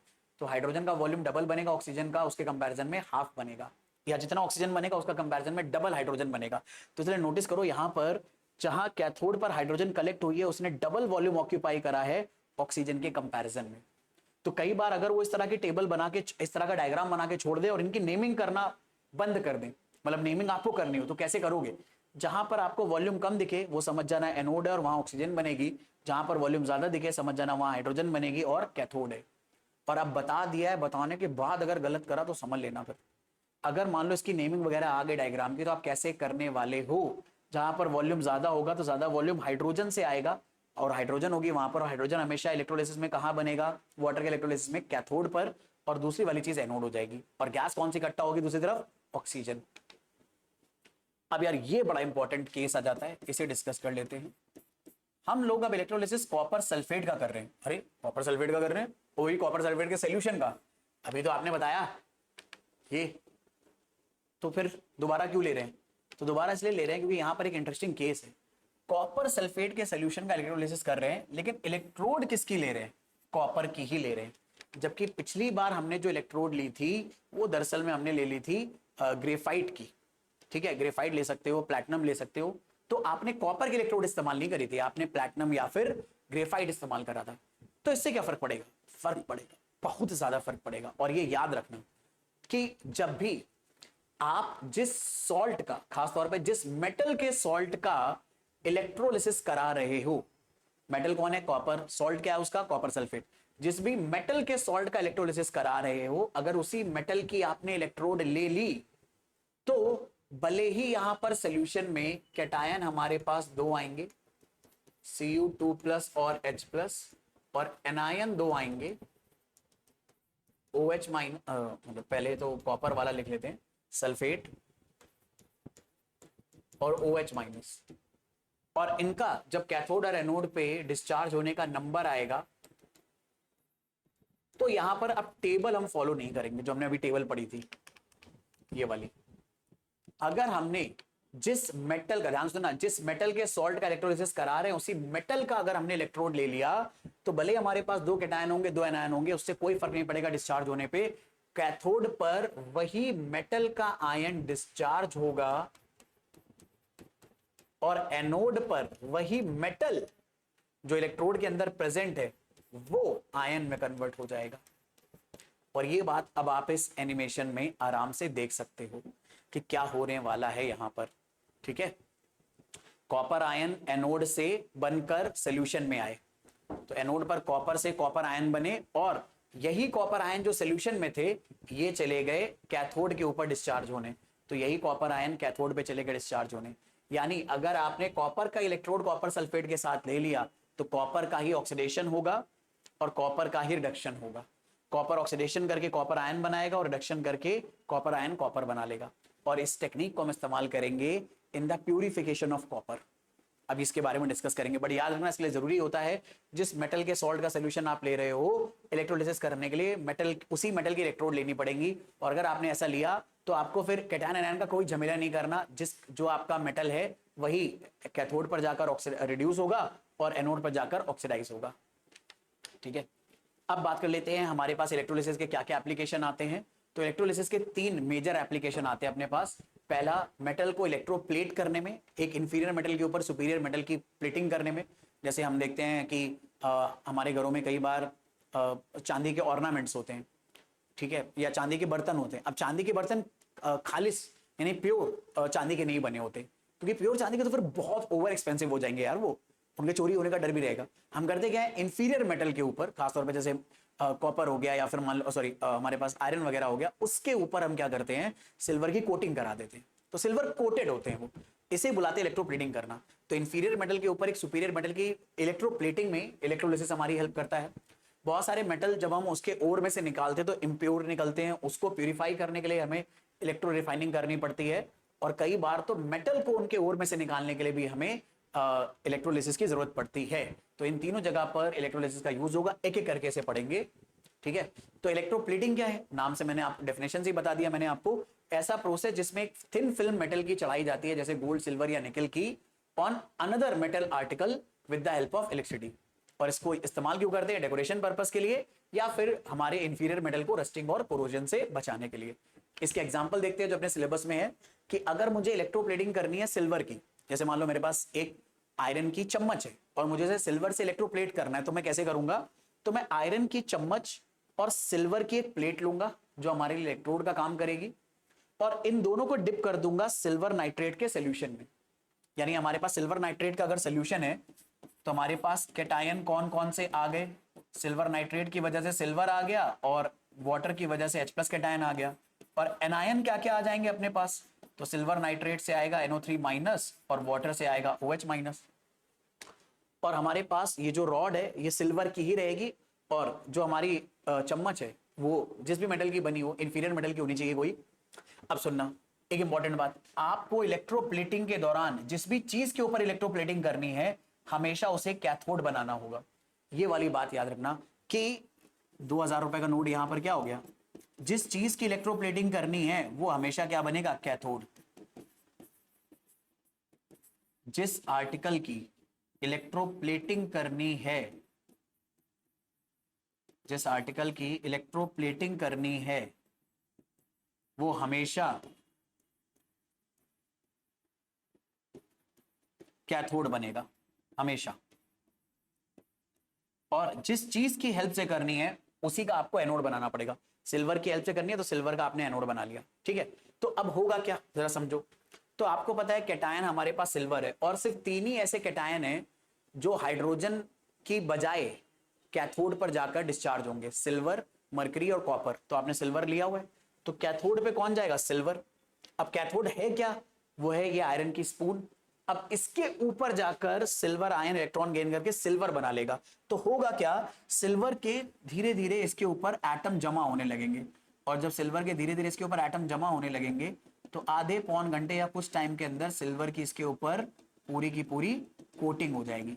और इसे पूरा डिप करके रखना पड़ेगा ताकि पूरे पर ये कोटिंग हो पाए, आगे पीछे सब जगह से एक पतली सी फिल्म इसके ऊपर डिपॉजिट हो जाएगी। और एनोड पर क्या होगा, अब एनोड पर एनायन नहीं जाएगा। अभी हमने समझा था अगर एनोड उसी मेटल का बना है जिस मेटल का आपने इलेक्ट्रोलिसिस कराने के लिए सॉल्ट लिया है, तो मेटल से वो मतलब एनोड से वो मेटल बाहर निकल आएगा। तो देखो एनोड से वो मेटल बाहर निकल आया, सिल्वर जो हमने पूरे सिल्वर की यहां पर रॉड ले रखी है, तो सिल्वर के एटम्स सिल्वर आयन में कन्वर्ट हो जाएंगे और वो सोल्यूशन में आ जाएंगे। तो होगा क्या, एनोड पर सिल्वर एटम से सिल्वर आयन बनेंगे, सोल्यूशन में आएंगे, और वही सिल्वर आयन जाकर इसके ऊपर डिपॉजिट होते चले जाएंगे। तो यहां से सिल्वर आयन जा जाकर इसके ऊपर डिपॉजिट होते जाएंगे, जा जाकर इसके ऊपर डिपॉजिट हो जाएंगे, और सिल्वर की एक फिल्म डिपॉजिट हो जाएगी, सिल्वर की इलेक्ट्रोप्लेटिंग हो जाएगी हमारे इस पर्टिकुलर आर्टिकल के ऊपर। तो ये बात याद रखना कि कितनी इंपॉर्टेंट चीज थी वो छोटा सा पॉइंट, कि अगर हमने उसी मेटल का एनोड बना दिया जिस मेटल के सॉल्ट का इलेक्ट्रोलिसिस करा रहे हैं, तो अब कोई एनायन जाकर मेटल के ऊपर मतलब एनोड पे डिस्चार्ज नहीं होगा, बल्कि जिस मेटल का हमने एनोड बनाया है वही मेटल ऑक्सीडाइज होने लगेगा। ये पॉइंट बहुत इंपॉर्टेंट है याद रखने के लिए, कान और दिमाग खोल के सुन लो क्या बात बोली है, ठीक है। तो इस तरह से सिल्वर को हम लोग डिपॉजिट करते चले जाएंगे इलेक्ट्रोप्लेटिंग के दौरान। अब यहां पर यह बात याद रखना कि अक्सर हम लोग इलेक्ट्रोलाइट यहां पर सिल्वर नाइट्रेट यूज करते हैं। सिल्वर नाइट्रेट के अलावा आप क्या यूज कर सकते हो, ये आपकी बुक के अंदर गिवन है, आप इस्तेमाल कर सकते हो पोटेशियम अर्जेंटोसाइनाइड, इसका फॉर्मूला होता है KAgCN होल ट्वाइस, ठीक है। चलो आगे देख लेते हैं। ऐसे इलेक्ट्रोप्लेटिंग अगर हमें निकल की करनी है तो क्या करेंगे, इलेक्ट्रोलाइट आप ले सकते हो, निकल का कोई सॉल्ट, निकल सल्फेट या फिर निकल क्लोराइड। कैथोड हमारा वो ऑब्जेक्ट होगा जिसके ऊपर आपको इलेक्ट्रोप्लेटिंग करनी है, जैसे आयरन की कोई रॉड हो गई या ब्रास का कोई आइटम हो गया। और एनोड क्या रहेगा, तो याद रखना जिस मेटल का इलेक्ट्रोप्लेटिंग करना है उसी मेटल का एनोड बनेगा, जिस मेटल का इलेक्ट्रोप्लेटिंग करना है उसी मेटल का हमारा एनोड बनेगा। तो निकल रॉड ले लिया हमने, और रिएक्शन क्या होगी, जो निकल प्लस आयन है सोल्यूशन के अंदर वो इलेक्ट्रॉन गेन करके निकल एटम बनाएंगे, कहां पर, कैथोड के ऊपर, और ये निकल डिपॉजिट हो जाएगा ऑब्जेक्ट के ऊपर। और क्योंकि निकल कैथोड एनोड था तो कोई एनायन एनोड पे नहीं जाएगा, निकल ही निकल के एटम एनायन में सॉरी निकल के एटम कैटायन में कन्वर्ट हो जाएंगे, निकल के एटम ऑक्सीडेशन करेंगे। तो क्योंकि एनोड पर हमेशा ऑक्सीडेशन होने वाला है तो अब ऑक्सीडेशन में निकल आयन बनेंगे। तो होगा क्या, शायद यहां से कलर कौन सा लिया जाए जिससे दिख जाए यार, ब्लैक दिखेगा, ब्लैक बीच बीच में आ रहा है, ब्लू ग्रीन दिख जाएगा शायद। तो होगा क्या जरा समझना, यहाँ पे निकल है, मैं उम्मीद कर रहा हूँ दिख रहा होगा, रुक जा मैं चेक कर लूँ दिख रहा है कि नहीं दिख रहा है। दिख रहा है, अबे भुइयां दिख रहा है, कुछ नहीं दिख रहा है, तो क्या कलर लिया जाए, रेड ही ले लेते हैं चलो, ठीक है, रेड तो दिख जाएगा। तो निकल हमारे पास एटम है, ये निकल एटम एनोड पर ऑक्सीडाइज होकर बनाएगा निकल प्लस आयन, ठीक है, निकल 2 प्लस आयन। और ये निकल 2 प्लस आयन सोल्यूशन में जब आएंगे तो निकल 2 प्लस आयन कैथोड पे जाकर डिस्चार्ज हो जाएंगे और निकल की एक फिल्म बना लेंगे उस मटेरियल के ऊपर, उस ऑब्जेक्ट के ऊपर जिसे तुम्हें इलेक्ट्रोप्लेट करना है। तो ये पूरा कार्यक्रम लगातार चलता रहेगा, इस तरह से निकल की इलेक्ट्रोप्लेटिंग कराई जाती है। तो याद रखना इलेक्ट्रोप्लेटिंग में हमेशा जिस मेटल को इलेक्ट्रोप्लेट कराना है उसी का एनोड लेना पड़ेगा और उसी के सॉल्ट का सॉल्यूशन लेना पड़ेगा। और एनोड पर वही मेटल का आयन डिस्चार्ज होकर डिपॉजिट हो जाएगा और एनोड पर एनोड पर वही मेटल ऑक्सीडाइज होकर आयन बनाएगा और कैथोड पर वही मेटल का आयन डिस्चार्ज होकर मेटल बनाकर उसके ऊपर डिपॉजिट होता रहेगा। ठीक है, नेक्स्ट आता है इलेक्ट्रोलाइटिक रिफाइनिंग। अब इलेक्ट्रोलाइटिक रिफाइनिंग क्या चीज होती है पहले वो समझ लेते हैं। तो इलेक्ट्रोलाइटिक रिफाइनिंग एक ऐसा प्रोसेस है जिसमें हम इम्प्योर मेटल को प्यूरिफाई करते हैं by the help of electrolysis. और यहां पर हम लोग क्योंकि कॉपर के इलेक्ट्रोड रिफाइनिंग के बारे में बात कर रहे हैं तो इम्प्योर कॉपर को हम एनोड बनाएंगे, यानी जिसे हमें प्यूरिफाई करना है, और प्योर कॉपर को हम कैथोड बनाएंगे। तो यहां पर याद रखना, इलेक्ट्रोड रिफाइनिंग अगर हमें कॉपर की करनी है तो इम्प्योर कॉपर बनेगा हमेशा एनोड, हमेशा, और प्योर कॉपर हमेशा बनेगा कैथोड। अब यार प्योर कॉपर लाएंगे कहां से? तो किसी और मेथड से हम प्यूरिफाई करके रखेंगे, लेकिन ये थोड़ा सा हमारे लिए कह सकते हो इकोनॉमिकल होता है। तो एक बार किसी डिफिकल्ट मेथड से हम थोड़ा सा कॉपर प्यूरिफाई करके रख लेते हैं और फिर इस इकोनॉमिकल मेथड पर हम लोग ट्रांसफर हो जाते हैं। तो याद रखना, इम्प्योर कॉपर हमेशा एनोड बनेगा और प्योर कॉपर हमेशा इम्प्योर कॉपर हमेशा एनोड बनेगा और प्योर कॉपर हमेशा कैथोड बनेगा जब हमें कॉपर की इलेक्ट्रोलाइटिक रिफाइनिंग करनी है। तब करेंगे कैसे? तो करने के लिए अपन क्या करेंगे, इम्प्योर कॉपर और प्योर कॉपर दोनों को हम कॉपर सल्फेट के सॉल्यूशन में डिप कर देंगे। तो याद रखना, हम इलेक्ट्रोलाइट क्या यूज कर रहे हैं, कॉपर का कोई सॉल्ट का सॉल्यूशन, जैसे कॉपर सल्फेट सॉल्यूशन। कैथोड क्या होगा, प्योर कॉपर की एक थिन स्ट्रिप, बहुत पतली सी स्ट्रिप लेंगे आप, और एनोड क्या लेंगे, इम्प्योर कॉपर का ब्लॉक, जो पूरा बड़ा सा मोटा सा इम्प्योर कॉपर है। अब इस इम्प्योर कॉपर को जैसे ही आप एनोड बनाओगे तो होगा क्या, इसमें कॉपर के साथ साथ बहुत सारी डस्ट होगी और बहुत सारे कोई दूसरे मेटल होंगे। तो जैसे ही आप इस प्रोसेस को कराओगे तो होगा क्या, अब आपने कॉपर सल्फेट ही आपने सोल्यूशन लिया है, यानी कॉपर का ही सॉल्ट का सोल्यूशन लिया है, कॉपर का ही आपके पास एनोड है, कॉपर का ही कैथोड है। तो आपको पता है कॉपर ही ऑक्सीडाइज होगा, कॉपर ही रिड्यूस होगा, तो कैथोड पे कॉपर का रिडक्शन होगा। तो जो कॉपर आयन सोल्यूशन के अंदर प्रेजेंट हैं वो कॉपर एनोड पर जाकर कैथोड पर जाकर डिस्चार्ज होंगे। तो कॉपर आयन 2 इलेक्ट्रॉन गेन करके प्योर कॉपर बना लेगा। तो होगा क्या, सोल्यूशन में जो कॉपर आयन थे वो इस कैथोड के ऊपर जाकर कॉपर एटम बना लेंगे। अब जरा सुनना, यहीं से बड़ी इंपॉर्टेंट बात, जब ये कॉपर एटम बनेंगे तो ये कॉपर एटम इस पतली सी प्लेट के ऊपर चिपकने लगेंगे, और जब तक ये प्रोसेस चलता रहेगा ये कॉपर एटम इसके ऊपर चिपकते जाएंगे इस तरह से। तो ये जो पतली सी कॉपर की रॉड थी इस पे सिर्फ कॉपर के बहुत सारे एटम चिपक जाएंगे और ये रॉड धीरे धीरे मोटी हो जाएगी। और एनोड पे क्या होगा, जो कॉपर अंदर प्रेजेंट है एनोड के, वो कॉपर आयन बना के सोल्यूशन में बाहर आ जाएगा। तो कॉपर एटम कॉपर आयन बना के सोल्यूशन में आ जाएंगे। तो अब होगा क्या, जब कॉपर एटम सोल्यूशन के अंदर आएंगे कॉपर आयन के फॉर्म में, तो जैसे ये कॉपर एटम यहां से गायब होगा तो इसके अगल बगल जो गंदगी चिपकी है वो गंदगी नीचे गिर जाएगी। तो यहां पर बहुत सारी गंदगी हमें यहां नीचे पड़ी हुई मिलती है और इस गंदगी को बुलाते हैं एनोड मड, क्योंकि ये एनोड के नीचे मिल रही है। तो यहां पर हमें मिलेगा एनोड मड। और यहां से देखो जैसे जैसे कॉपर एटम इसके अंदर से बाहर आके कॉपर आयन बनाएंगे तो ये रॉड धीरे धीरे धीरे धीरे पतली होने लगेगी। यानी जब ये प्रोसेस आप करोगे इलेक्ट्रो रिफाइनिंग का तो प्योर इम्प्योर कॉपर की जो ब्लॉक है वो धीरे धीरे पतला होने लगेगा और प्योर कॉपर का जो हमारा कैथोड है वो धीरे धीरे मोटा होने लगेगा, क्योंकि उसके ऊपर कॉपर डिपॉजिट होने लगेगा। और एनोड मड क्या होता है, इस प्रोसेस में एनोड जो हमने कॉपर का इम्प्योर वाला पार्ट लिया था उसके नीचे इम्प्योरिटी गिर के इकट्ठा हो जाती है और इस इम्प्योरिटी के अंदर गोल्ड इम्प्योरिटी रहे, पर जरा देखो है क्या इसके अंदर, गोल्ड है, सिल्वर है, इस तरह के प्रीशियस मेटल भी मिल सकते हैं, आयरन मिलता है, कभी कभी डस्ट मिलता है। तो इन सारी इंप्योरिटीज को कॉपर एनोड के नीचे मिलने की वजह से एनोड मड बुलाते हैं। तो अगर कोई आपसे पूछे एनोड मड क्या होता है तो उसे याद रख लेना, कॉपर की इलेक्ट्रोलाइटिक रिफाइनिंग में इम्प्योर कॉपर, देखो यहां पर ये बात दिखाने की कोशिश करेगी कि कॉपर की जो रॉड धीरे धीरे पतली हो रही है और वो रॉड मोटी हो रही है। तो याद रखना, एनोड वाली रॉड धीरे धीरे पतली होती जाएगी और कैथोड वाली रॉड मोटी होती चली जाएगी। ठीक है।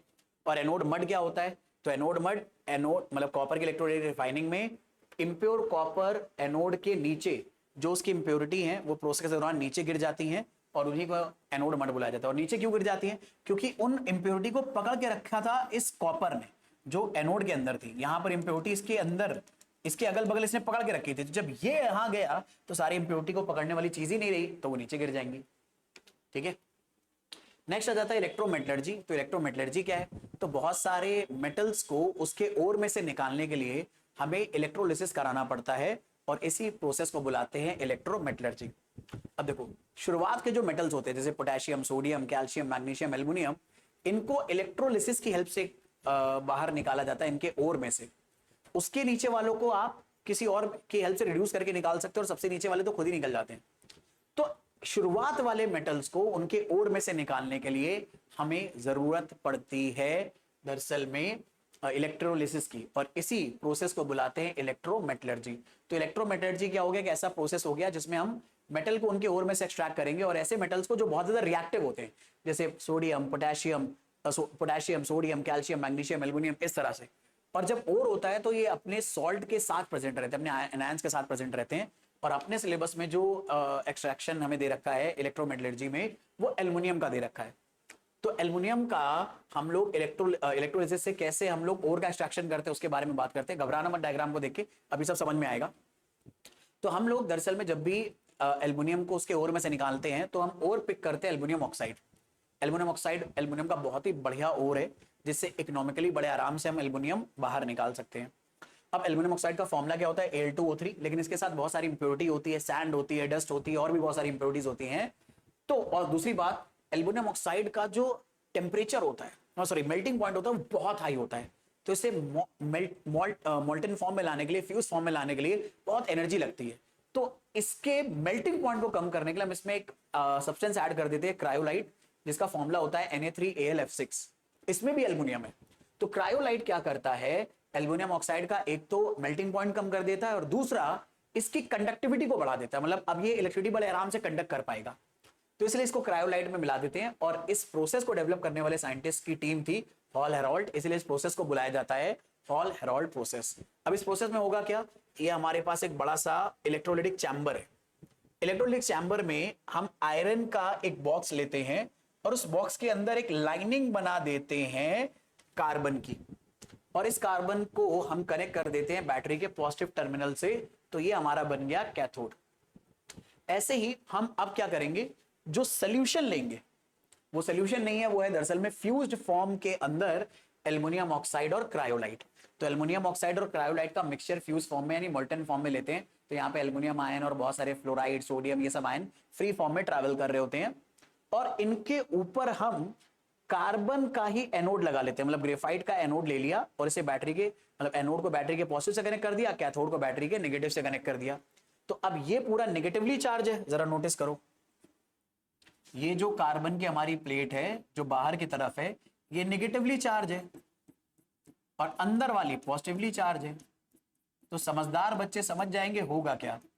इस मोल्टन सॉल्यूशन में जो पॉजिटिव चीज है वो दो है, Na और एल्युमिनियम। और Na और एल्युमिनियम में कौन डिस्चार्ज पहले होगा? तो हमें पता है यार, एल्युमिनियम नीचे आ रहा है तो एल्युमिनियम पहले डिस्चार्ज होगा। तो ये एल्युमिनियम Al3+ भाग के जाना चाहेगा यहां, यानी बाहर वाले एनोड पर, सॉरी कैथोड पर। और बाहर वाले कैथोड पर जब जाएगा तो कैथोड पर जो रिएक्शन होगी वो होगी Al3+, 3 इलेक्ट्रॉन गेन करके एल्युमिनियम बना लेगा। पर क्योंकि ये सब मोल्टन फॉर्म में है तो एल्युमिनियम जो बनेगा वो मोल्टन फॉर्म में बनेगा। तो ये जो ग्रीन कलर की आपको लेयर दिख रही है, ये मोल्टन एल्युमिनियम है। और जब बहुत सारा मोल्टन एल्युमिनियम यहाँ इकट्ठा हो जाता है तो यहां से प्लग हटाकर मोल्टन एल्युमिनियम को हम बाहर निकाल लेते हैं। और एनोड पर क्या होगा? एनोड पर जाएगा ऑक्सीजन। तो ऑक्साइड जो अंदर यहां प्रेजेंट है वो ऑक्सीजन गैस बना लेता है, और ओवरऑल रिएक्शन ये होती है कि जो एल्युमिनिया है वो रिड्यूस होकर एल्युमिनियम अलग बनाता है और ऑक्सीजन अलग बना लेता है। तो इस तरह से हम लोग मोल्टन एल्युमिना की हेल्प से क्या करते हैं? एल्युमिनियम का एक्सट्रैक्शन करते हैं।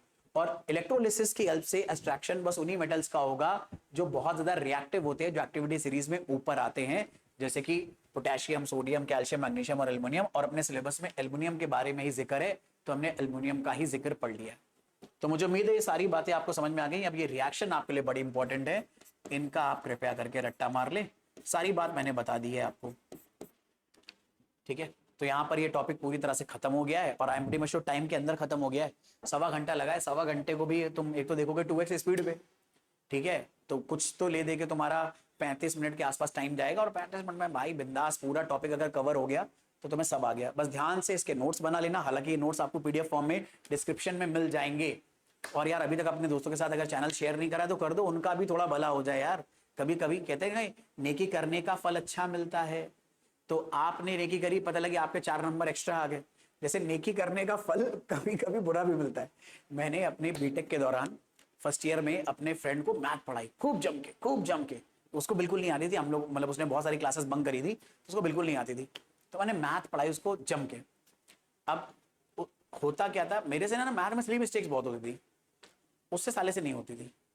हुआ क्या, उसकी उस सब्जेक्ट में ग्रेड ए आ गई और मेरी बी आ गई, क्योंकि मेरे से सिली मिस्टेक हो गई 2 ऐसे क्वेश्चन में जो 10-10 मार्क्स के थे, तो मेरे अपने आप ही मार्क्स बड़े कम हो गए, और उसकी नहीं हुई सिली मिस्टेक और उसके आगे ज्यादा।